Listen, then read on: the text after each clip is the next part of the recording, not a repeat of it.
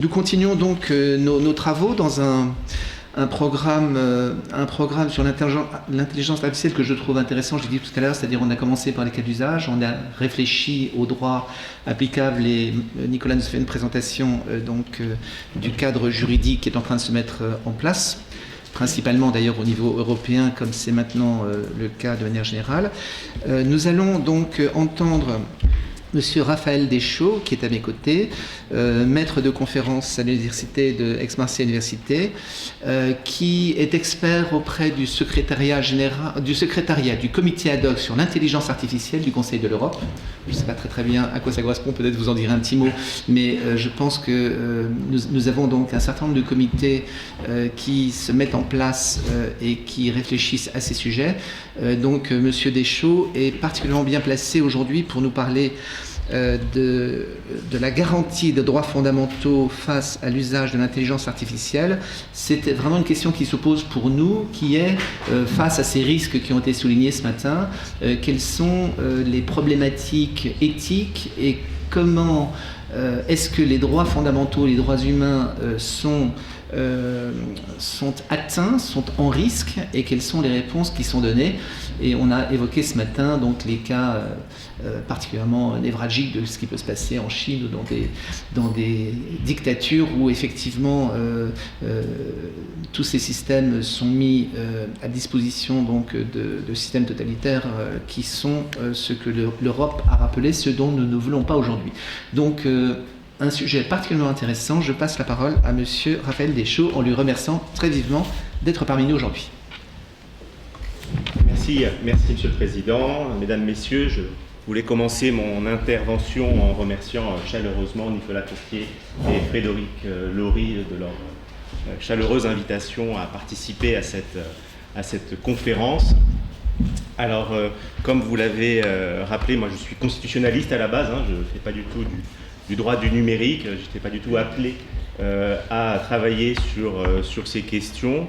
Alors j'ai été expert auprès du secrétariat du comité ad hoc sur l'intelligence artificielle, le CAHAI, qui a disparu désormais. Voilà, c'était un comité ad hoc donc, du Conseil de l'Europe qui visait à préparer la rédaction d'une convention sur l'intelligence artificielle, qui sera normalement le premier texte de droit international de vrai droit, pas de droit souple, qui se portera uniquement sur la protection des droits fondamentaux face à l'intelligence artificielle. Donc il existe désormais un CAI, un comité sur l'intelligence artificielle, qui est chargé donc d'élaborer avec les États membres du Conseil de l'Europe cette future convention. Donc pourquoi est-ce que je m'intéresse en tant que constitutionnaliste à cette question de l'intelligence artificielle? C'est bien entendu parce que l'IA fait peser des risques tant sur les libertés individuelles que sur le fonctionnement démocratique de nos institutions. Et je dois vous avouer dès à présent que par rapport aux brillantes interventions que nous avons eues ce matin, vous avez eu le verre à moitié plein, et là, avec moi, ça va plutôt être le verre à moitié vide. C'est-à-dire, je suis plutôt, non pas pessimiste, puisque en tant que juriste, nous sommes réalistes, forcément, mais je vais plutôt pointer du doigt les risques d'atteinte. Alors, on a parlé de polémiques sur l'IA ce matin. Voilà, on va un petit peu parler de ces polémiques qui existent, notamment en matière de droits fondamentaux.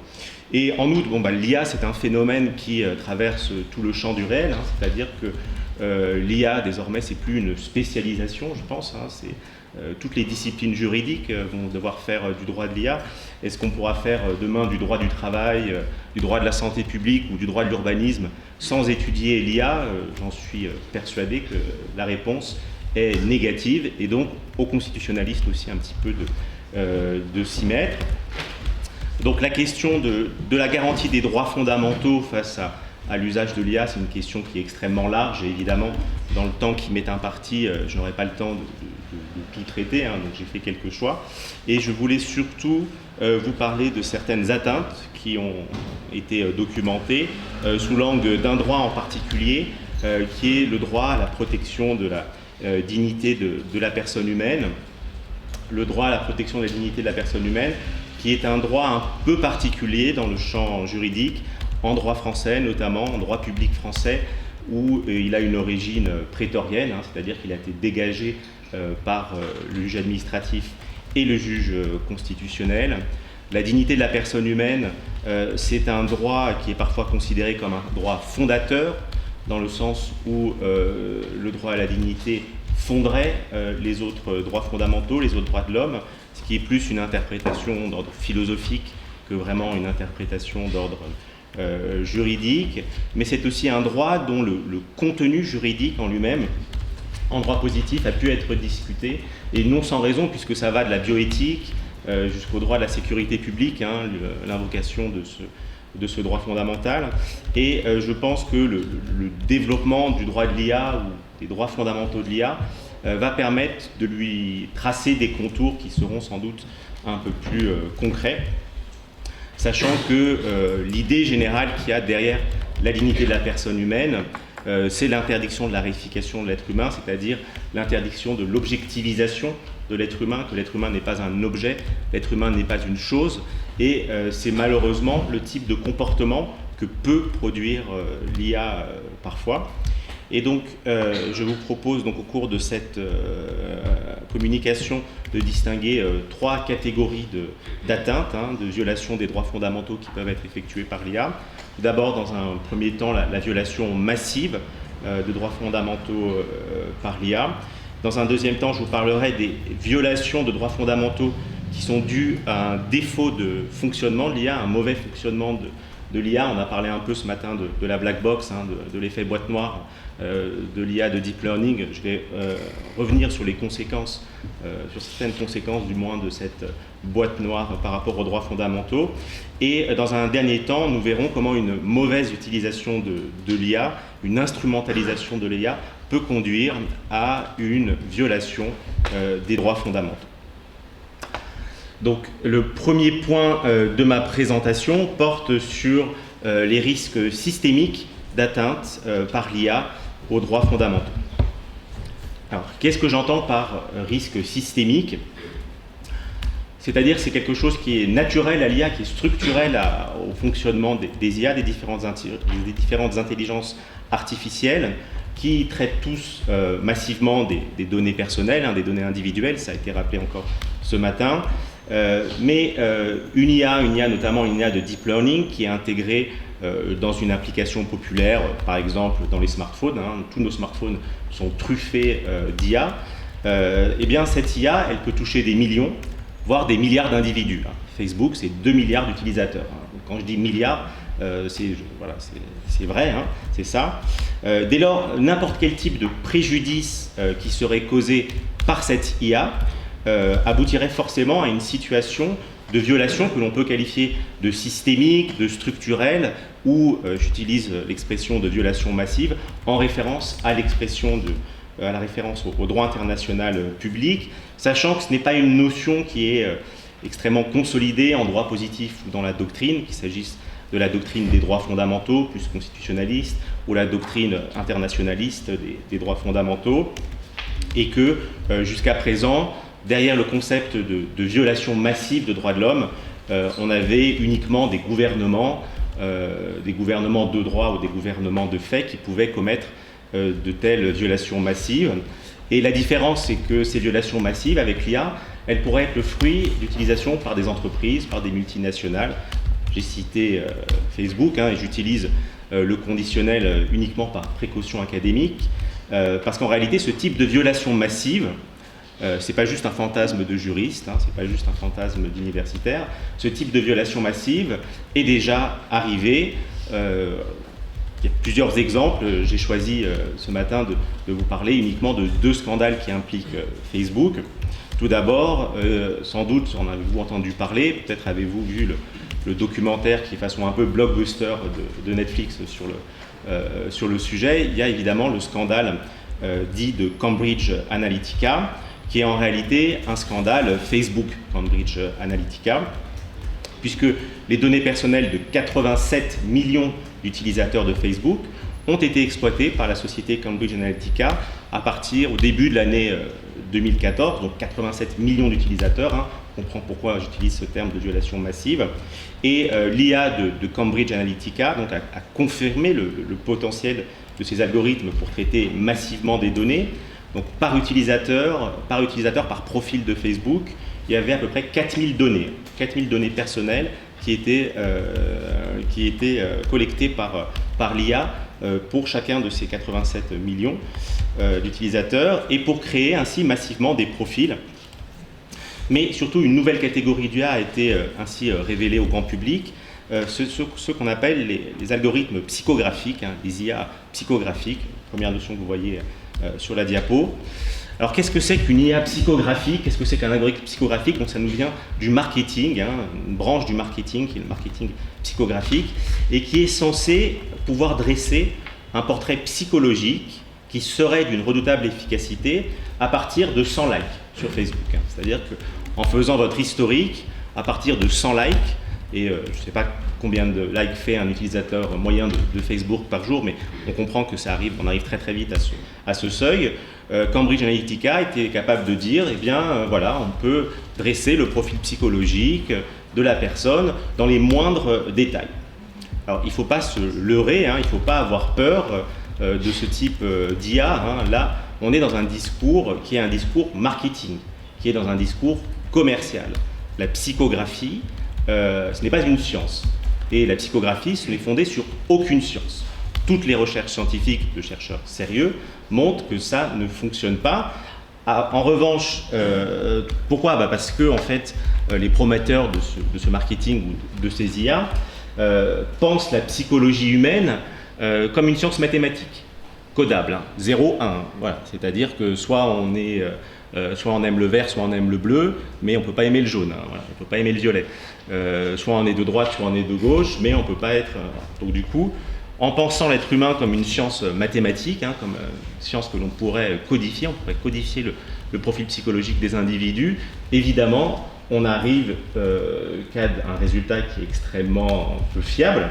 Néanmoins, grâce à l'observation de statistiques comportementales, ce que fait très bien l'IA, ils en déduisent des lois psychologiques qui sont donc invérifiables, mais qui sont parfois corrélées par les faits.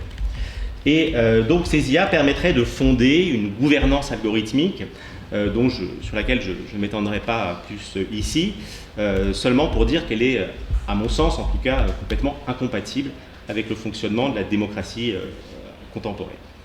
Et donc du point de vue des droits fondamentaux et donc de la dignité de la personne humaine, l'individu est dès lors défini par ses likes. Il en est dressé un portrait, donc, censé être un portrait scientifique, et qui permettrait de le catégoriser dans telle ou telle case.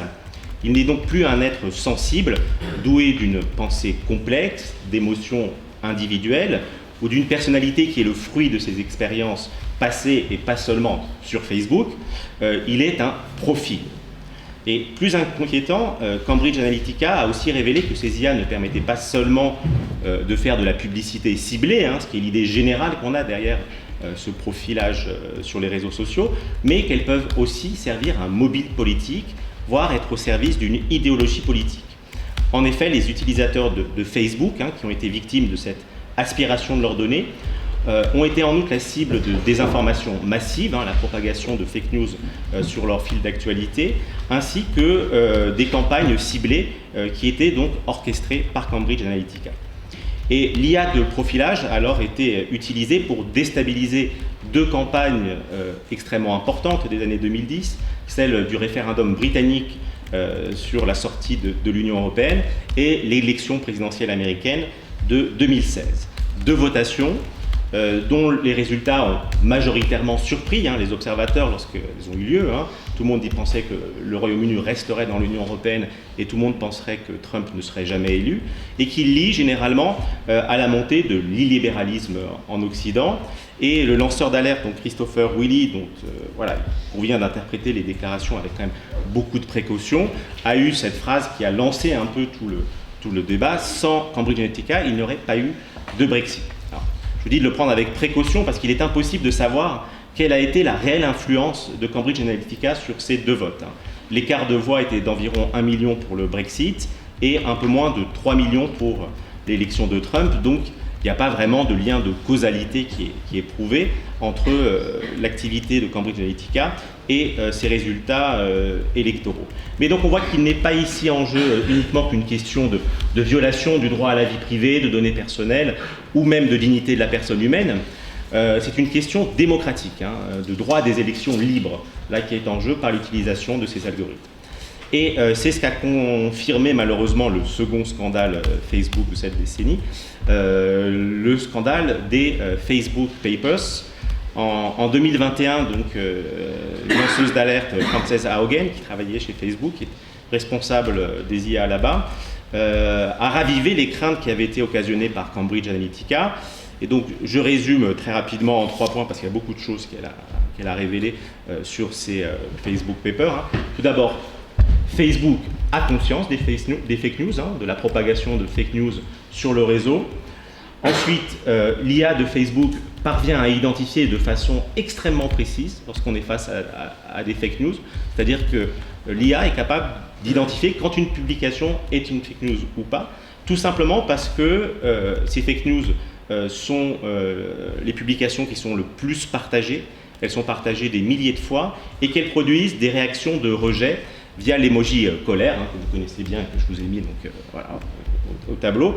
Et cette emoji, l'emoji colère de Facebook, elle aboutit à une visibilité sur le fil d'actualité des utilisateurs qui est 4 à 5 fois plus importante. C'est-à-dire que quand vous mettez un like ou quand vous mettez un emoji colère, vous savez que si vous mettez un emoji colère, ça va conduire à avoir une visibilité 4 à 5 fois plus importante de la publication que sur laquelle vous mettez un commentaire par rapport à un pouce levé ou un emoji cœur. Et donc, troisième point, comme ce sont celles qui sont le plus partagées, ce sont celles qui sont le plus republiées, ces publications, ces fake news, sont celles qui génèrent le plus d'argent. Pourquoi ? Parce que c'est celles qui permettent donc le plus de faire de la publicité ciblée. Et donc les Facebook Papers ont montré, preuve à l'appui, que donc non seulement Zuckerberg et Facebook, les dirigeants de Facebook, ont conscience de ce phénomène de désinformation massive, mais qu'ils ont ils ont pris la décision que la lutte contre ces fake news était en contradiction directe avec l'intérêt de l'entreprise qui est quoi ? De générer de l'argent. Qui est de générer de l'argent, de faire de plus en plus de publicité, d'obtenir 98% je crois des revenus de Facebook, c'est des revenus publicitaires. Et donc non seulement rien n'est fait contre la propagation de fake news, mais tout, ou presque, est fait pour que l'IA de Facebook favorise leur diffusion. Et on a eu un exemple quand même qui a un peu secoué les gens sur cette question-là, et la dangerosité donc, de ces IA de Facebook, c'est le 6 janvier 2021, l'assaut sur le Capitole. Je vous ai montré donc, cette image qui est quand même assez incroyable de cet assaut sur le Capitole. Il faut savoir que dès le début du discours de Trump, qui a conduit à cet assaut, les modérateurs, les gens qui contrôlent les publications sur Facebook se sont aperçus qu'il y avait une croissance météorique de messages préfigurant l'assaut sur le Capitole. C'est-à-dire que vu les publications, vu les emojis angry qui étaient présentes sur le réseau, ils se sont tout de suite aperçus qu'il se passait quelque chose. Qu'est-ce qu'ils ont fait ? Est-ce qu'ils ont prévenu les forces de sécurité ? Est-ce qu'ils ont prévenu le FBI ? Rien. Ils n'ont fait absolument rien. Et donc on voit là ici le pouvoir de déstabilisation d'une IA qui, encore une fois, n'est pas un fantasme, mais une réalité réelle. Donc voilà, il y a également la propagation de deepfake. Voilà, il y a cette vidéo de Zelensky dans laquelle, qui avait été publiée juste après le début de l'invasion, où on le voyait dire « nous déposons les armes, nous nous rendons », et qui était un fake et qui est voilà, quasiment impossible à voir à l'œil nu pour quelqu'un qui n'est pas habitué. Alors évidemment, quand on connaît le contexte politique, voilà, on peut se dire que c'était faux, mais là encore, on est dans de la désinformation massive. Sachant que ce type d'utilisation de Facebook, ce type de violation massive qui résulte de cette IA, donc on en a surtout parlé en Occident avec les Cambridge Analytica et les Facebook Papers, mais ça se produit partout dans le monde, en Amérique du Sud avec les gangs, en Birmanie avec les Rohingyas, donc on a de la documentation sur plein d'autres endroits du monde. Et il y a eu une étude américaine qui est sortie il y a quelques temps. Vous savez, malheureusement, il y a des groupes néo-nazis sur Facebook qui existent, ouvertement néo-nazis, et ils se sont rendus compte que 65% d'utilisateurs de Facebook qui étaient inscrits sur ces groupes néo-nazis l'ont été suite à une suggestion de Facebook, suite à une suggestion de l'algorithme. Donc vous savez, quand on est sur Facebook, on a des suggestions de participer, quand on aime les chats, voilà, on vous propose de participer à des groupes de photos de chats. Et bien là, il y a des suggestions, l'algorithme de Facebook a suggéré à des gens de participer, de s'inscrire dans des groupes néo-nazis. Et enfin, un dernier point sur les Facebook Papers, je voulais parler aujourd'hui, Instagram. Instagram, il y a eu des études qui ont été faites par Facebook, là ce n'est pas des études indépendantes, lorsqu'ils analysent l'utilisation que font notamment les jeunes d'Instagram, on s'est rendu compte qu'il y avait des conséquences néfastes des photos d'Instagram sur l'image et la santé mentale de ces utilisateurs, notamment pour les utilisatrices les plus jeunes, et qu'en gros, ces publications favorisent l'anorexie, favorisent des pensées suicidaires, etc. Or, ces contenus sont également les contenus qui sont les plus addictifs. C'est normal puisqu'on est dans le cadre de maladies mentales, donc il y a des phénomènes compulsionnels, compulsifs, qui se produisent. Et donc, outre le fait de dire, voilà, s'ils avaient un petit peu d'éthique, comme ils le disent, comme ils le proclament sur les réseaux ou dans les médias, s'ils avaient eu un peu d'éthique, ils auraient dit, bon, on va essayer quand même un peu de limiter le type de ce contenu, parce qu'on ne peut pas dire que l'anorexie ou les risques de santé mentale chez les plus jeunes ne soit pas un problème social important. Ils ont décidé non pas de lutter contre eux, mais de les favoriser en ayant le projet d'un Instagram jeune. Alors heureusement, les Facebook Papers ont mis fin à ce projet d'Instagram jeune, spécialisé, donc qui visait uniquement les préadolescents, à partir de 12 ans, je crois, je ne sais plus. En revanche, le fameux métaverse, là, dont on nous parle beaucoup depuis quelques mois, qui est un peu un contre-feu aussi de Facebook suite à la révélation de ces différents scandales. Le métaverse, il est, pour Facebook, pour Meta maintenant, parce qu'on peut dire Facebook, pour Meta, le métaverse vise principalement les préadolescents aussi. Le métaverse, c'est pour les jeunes qui sont déjà habitués à être dans des univers immersifs comme Fortnite ou autres. C'est un peu le type de graphisme. Et donc l'objectif, c'est de faire venir ces jeunes sur leur réseau. Donc non seulement Mark Zuckerberg veut que ces produits soient le plus addictifs possible, mais il veut aussi que les accros soient le plus jeunes possible. Donc là encore, on est face à une violation de la dignité humaine. Je passe maintenant au deuxième point de ma présentation, qui porte sur la question des risques dus à un mauvais fonctionnement de l'IA.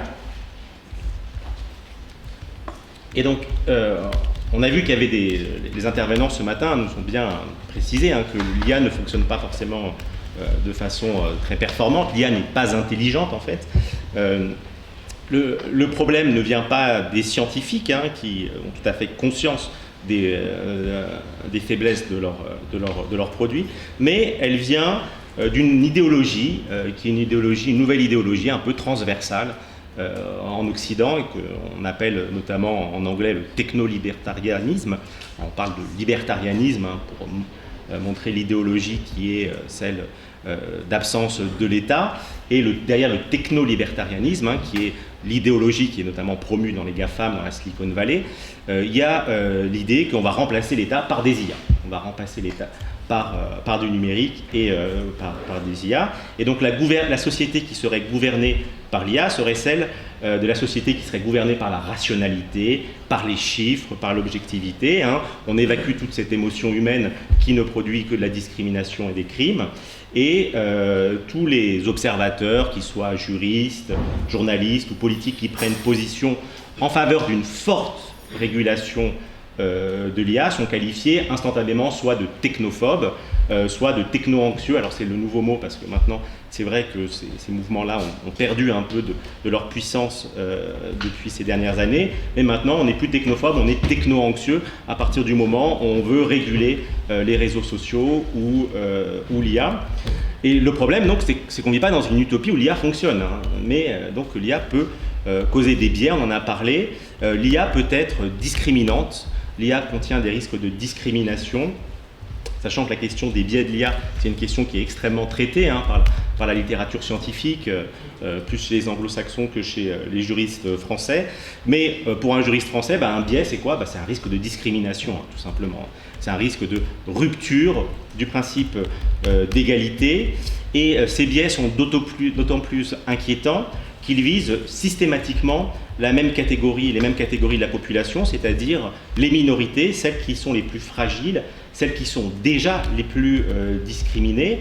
Et ainsi, d'un point de vue sociologique, ces biais de l'IA ne créent pas de nouvelles discriminations, mais ils conduisent à une accentuation de ces discriminations préexistantes. Et donc je vous donne notamment un exemple avec ce logiciel, Compass, que peut-être certains d'entre vous connaissent, hein, qui a fait beaucoup de bruit lorsque ces biais ont été révélés. Donc pour notamment les étudiants qui ne connaissent pas Compass, c'est un logiciel d'aide à la prise de décision judiciaire qui a été développé aux États-Unis au début des années 2010, hein, donc au début de l'essor du deep learning, et qui consistait, une fois la culpabilité du prévenu établie, à aider le juge à déterminer sa dangerosité. Hein, parce que vous savez, dans le système judiciaire américain, il y a deux jugements, il y a le jugement de culpabilité et après il y a le jugement de peine. On détermine la peine. Question qui avait été établie donc, par les promoteurs de Compass, hein, par l'entreprise qui éditait Compass, soi-disant avec les meilleurs spécialistes de sciences humaines, psychologues, criminologues, voilà, pour déterminer quel serait le taux de récidive, hein, de l'individu. C'est des questions extrêmement générales. Où habitez-vous? Où habitaient vos parents? Est-ce que vos parents avaient un travail qui était stable? Est-ce qu'ils ont une retraite? Est-ce que vous avez une assurance complémentaire santé? Donc des questions qui portaient vraiment sur d'autres points que le comportement criminel en tant que tel de l'individu. On était donc face à une IA prédictive, hein, pas une IA de justice prédictive, hein, mais une IA d'aide prédictive, d'aide à la justice prédictive. Et donc voilà, comme vous le voyez sur la diapositive, Compass a identifié des taux de récidive plus élevés pour les personnes qui sont à droite pardon, de la diapositive.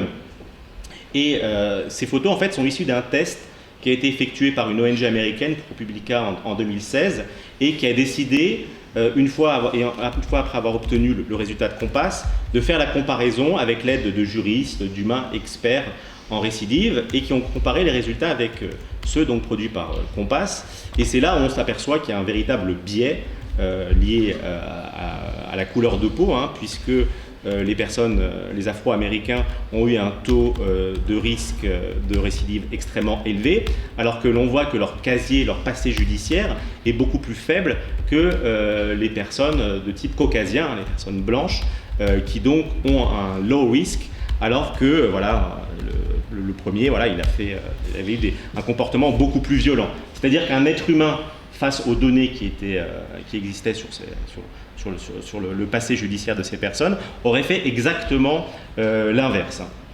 Et donc Compass a montré qu'il comportait d'importantes discriminations de genre. Alors il faut tout de suite préciser, hein, que pour l'entreprise, pour les programmeurs, hein, qui étaient derrière Compass, il n'y avait pas cette volonté-là. Hein. Il n'y avait pas cette volonté de faire une discrimination de genre. Hein. Et Compass n'était pas prévu pour fonctionner de la sorte.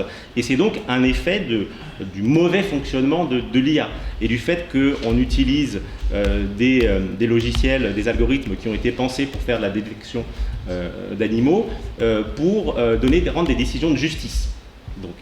Donc ces problèmes de discrimination, on les retrouve dans plein d'autres exemples. Hein. Je voulais vous parler aussi de l'IA en matière de santé publique aux États-Unis. Il y a eu un grand scandale en 2019 aussi. Bon voilà, je vais avancer un petit peu parce que j'ai déjà pas mal parlé. Et ces biais n'arrivent pas qu'aux États-Unis. Hein. En Hollande, peut-être que vous en avez entendu parler l'année dernière, il y a eu un logiciel, Siri, hein, qui était une IA qui était chargée de détecter la fraude sociale et qui a fonctionné pendant 6 ans.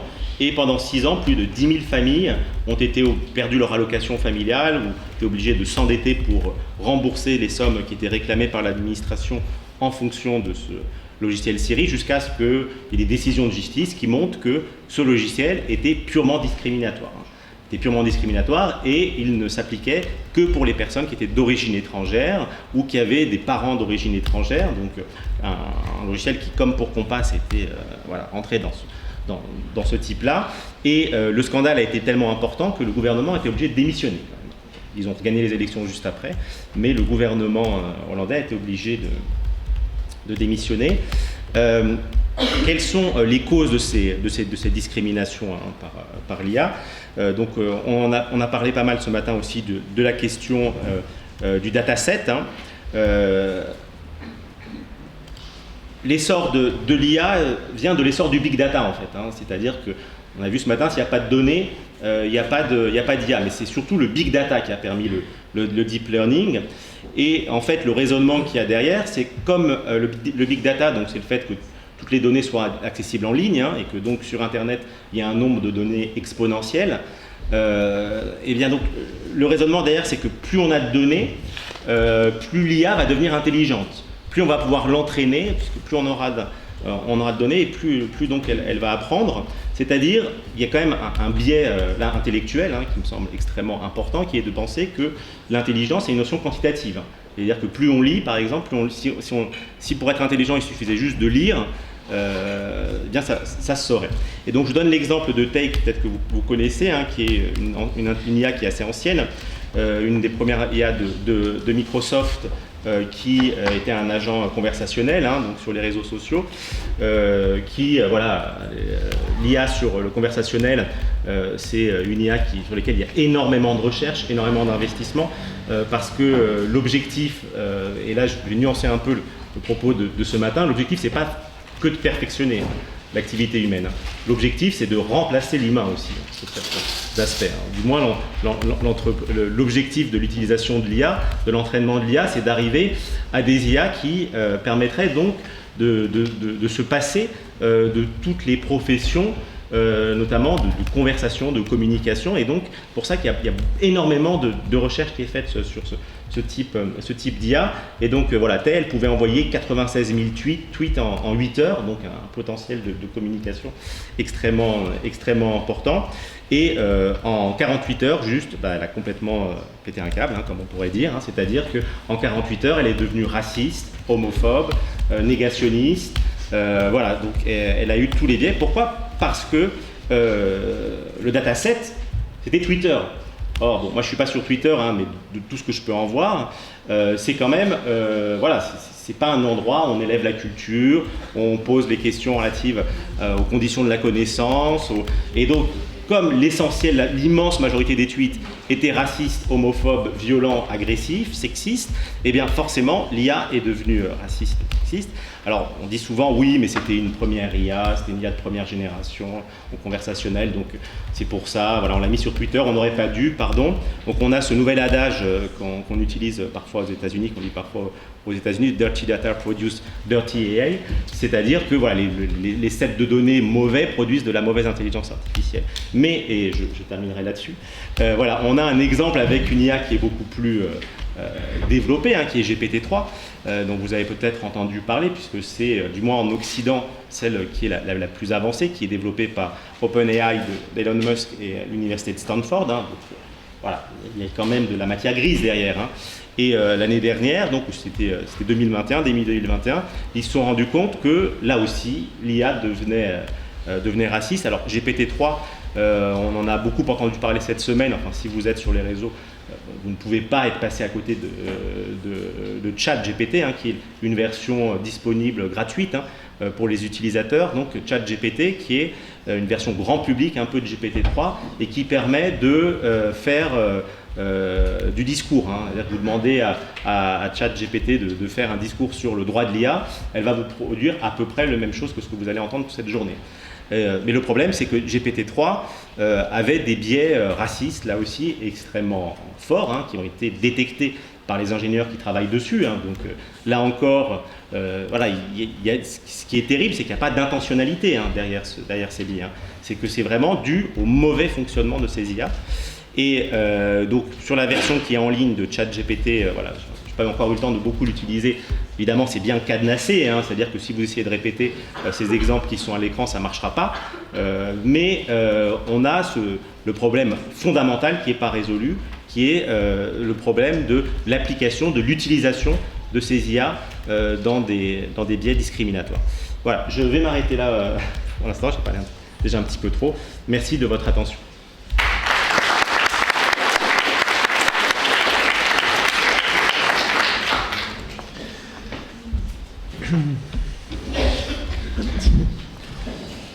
Voilà. À la dite, on aime bien ne pas juste passer la parole, mais faire un tout petit commentaire. Je ne sais pas s'il y a des questions qui s'adressent sur ce discours. Un grand merci à Raphaël de cette présentation, de ce discours, du rappel d'une actualité qui nous échappe parfois, puisqu'elle est nombreuse, sur les biais de l'IA, les risques portés aux droits fondamentaux, et donc un thème vraiment très prégnant. Votre discours est finalement assez inquiétant parce que vous dites que ces mécanismes d'IA sont extrêmement puissants, porteurs, rapportent beaucoup d'argent, donc les tentations de les utiliser sont fortes et en fait réelles, et que finalement le souci de l'éthique, du respect des droits fondamentaux n'est pas du tout la première motivation de ces gens qui nous gouvernent d'une certaine manière. Puisque nous avons tous des jeunes enfants, nous savons le temps qu'ils passent sur ces réseaux et sur ces outils qui sont effectivement extrêmement attractifs, voire addictifs. C'est un sujet d'inquiétude. Donc, petite note pessimiste. Je ne sais pas si dans la salle, quelqu'un voudrait réagir, poser une question. C'est le moment. Voilà. C'est très français, personne ne pose jamais de questions. Dans les pays anglo-saxons, les gens passent leur temps à poser des questions, ce qui pose d'autres problèmes. Il y a une question là-bas. Voilà. Vous levez, vous présenter ?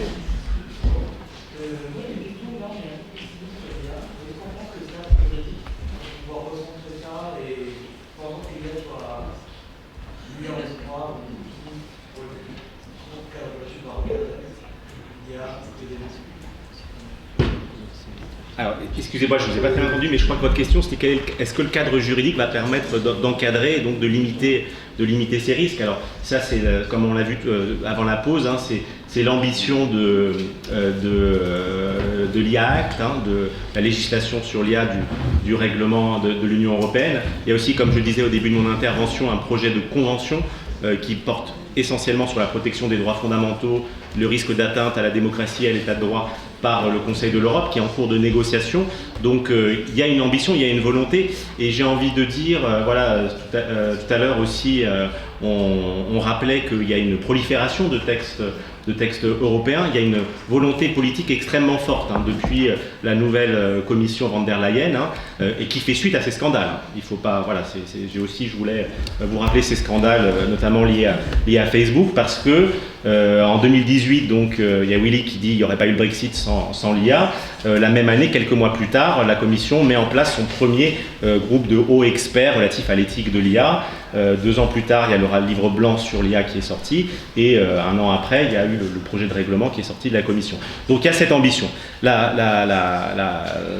question qu'on peut se poser, c'est est-ce que cette ambition va porter ses fruits, hein.